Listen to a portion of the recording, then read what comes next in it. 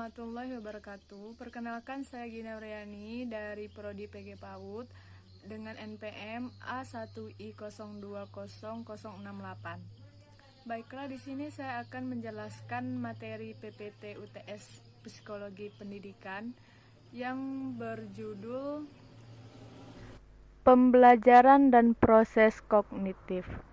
Sebelum kita masuk ke materi, di sini ada komponen-komponen dalam pembelajaran dan kognitif, yaitu pengertian, tujuan, prinsip, dan penerapan. Pengertian pembelajaran adalah proses interaksi peserta didik dengan mendidik dan sumber belajar pada suatu lingkungan belajar.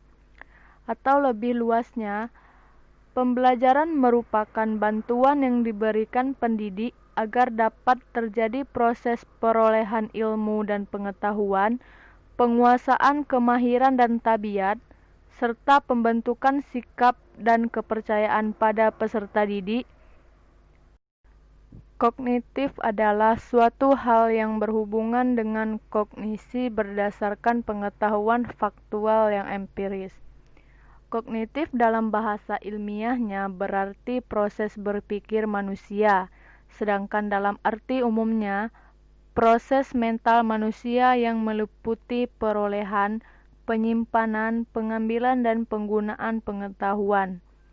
Beberapa tokoh teori belajar kognitif yang teorinya banyak diterapkan dalam pendidikan antara lain: 1. Max Wertheimer, 2. Kurt Lewin, 3. Jean Piaget, 4.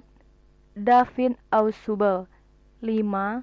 Jerome Bruner, 6. Albert Bandura. Tujuan pembelajaran kognitif. Menurut taksonomi instruksional Bloom, pembelajaran kognitif adalah siswa yang belajar berarti menggunakan kemampuan kognitif, efektif, dan psikomotorik terhadap lingkungannya. Teori belajar kognitif memiliki prinsip yakni 1. Proses lebih penting dari hasil, 2. Persepsi menentukan tingkah laku, 3. Dan sebagai model perseptual.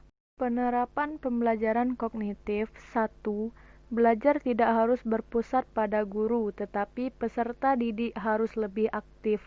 Oleh karenanya, peserta didik harus dibimbing agar aktif menemukan sesuatu yang dipelajarinya. 2. Bahan pembelajaran dan metode pembelajaran harus menjadi perhatian utama. Peserta didik akan sulit memahami bahan pelajaran jika frekuensi belajar hitung masih loncat-loncat. 3. Dalam proses pembelajaran, guru harus memperhatikan tahapan perkembangan kognitif peserta didik. 4.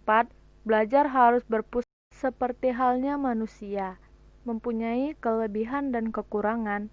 Seperti itu juga pembelajaran kognitif. Mempunyai kelebihan teori belajar kognitif yaitu aktivitas dalam belajar akan lebih mandiri dan inovatif. Teori kognitif bisa membuat siswa menguasai bahan belajar dengan mudah.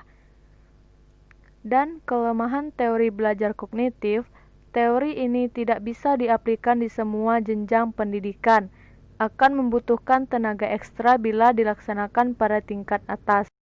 Baiklah, itulah PPT dari saya.